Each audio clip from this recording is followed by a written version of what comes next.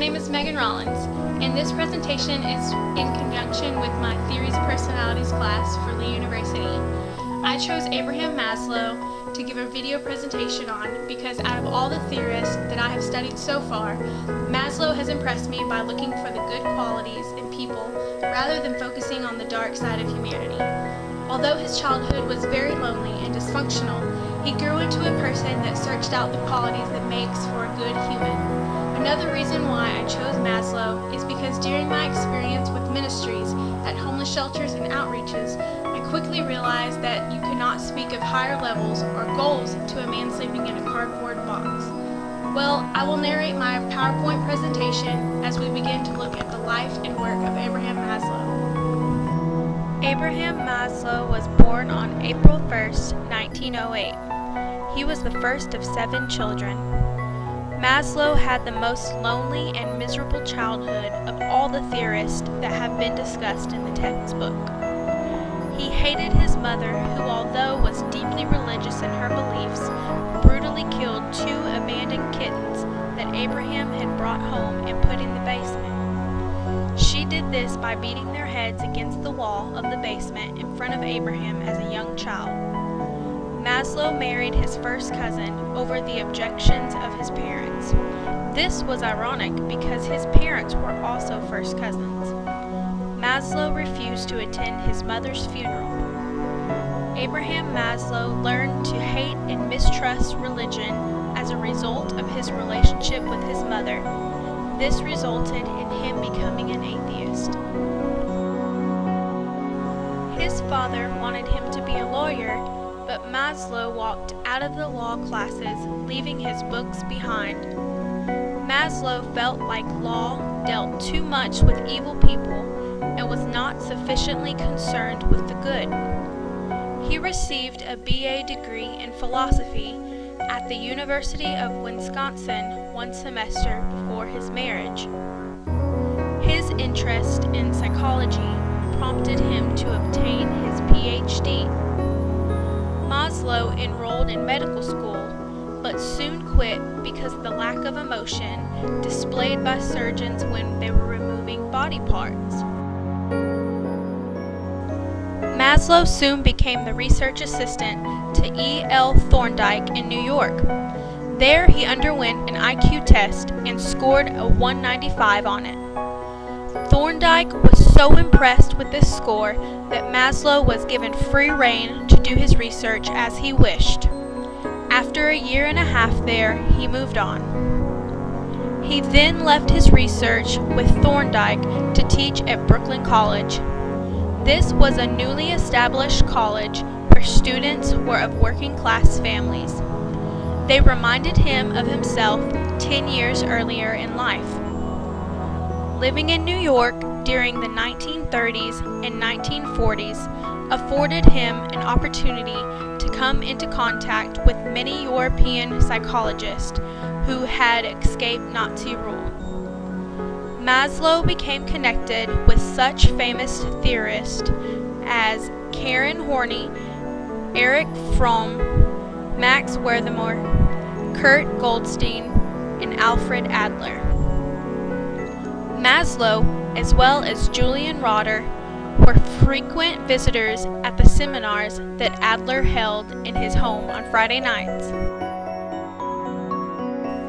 Ruth Benedict, an anthropologist at Columbia University, encouraged Maslow to conduct anthropological studies among the northern Blackfoot Indians of Alberta, Canada. His study there showed him that the differences among cultures were superficial. This insight helped Maslow in later years to see that his famous hierarchy of needs applied equally to everyone.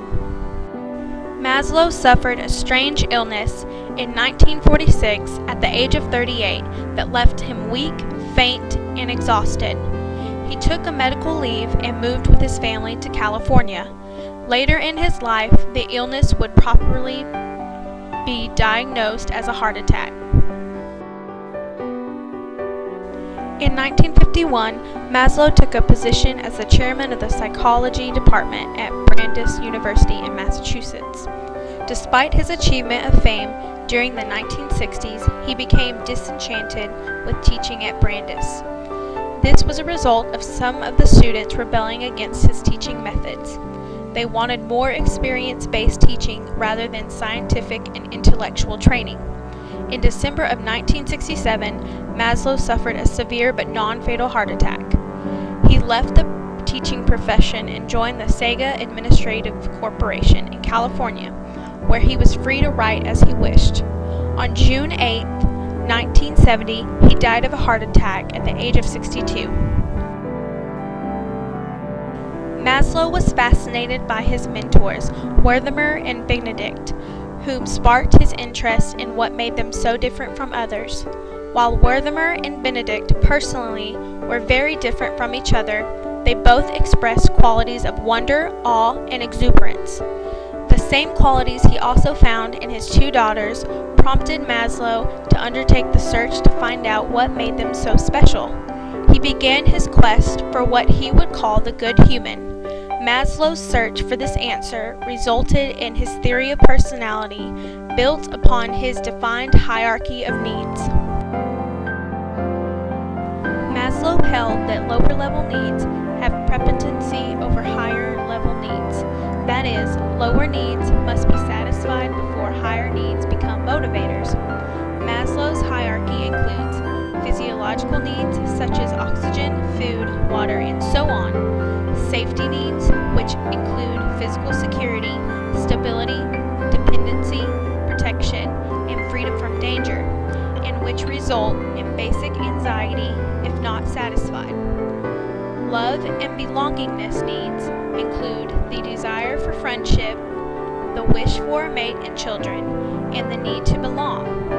Esteem needs, which result from the satisfaction of love needs, and which include self-confidence and the recognition that we have a positive reputation. Self-actualization needs, which are satisfied only by the psychologically healthiest people. Unlike other needs that automatically are activated when lower needs are met, self-actualization needs do not inevitably follow from the satisfaction of esteem needs. Only by embracing such B values as truth, beauty, oneness, justice, etc., can people achieve self-actualization. The very basic needs of any person are physiological needs, such as food, water, oxygen, shelter, warmth, and sleep.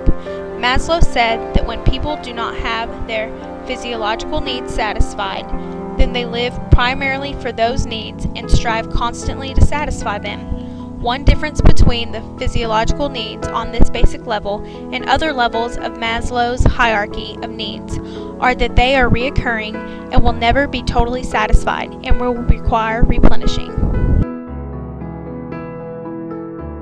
After their basic physiological needs have been met, people are motivated by safety needs, including physical security, stability, dependency, protection, and freedom from threatening forces such as war, terrorism, illness, fear, anxiety, danger, chaos, and natural disasters. After people partially satisfy their physiological and safety needs, they become motivated by love and belongingness needs, such as the desire for friendship, the wish for a mate and children, the need to belong to a family, club, or organization such as the church. Love and belongingness also include some aspects of sex and human contact, as well as the need to both give and receive love. To the extent that people satisfy their love and belongingness needs, they are free to pursue esteem needs, which include self-esteem, confidence, achievement, respect of others, respect by others, responsibility, and reputation.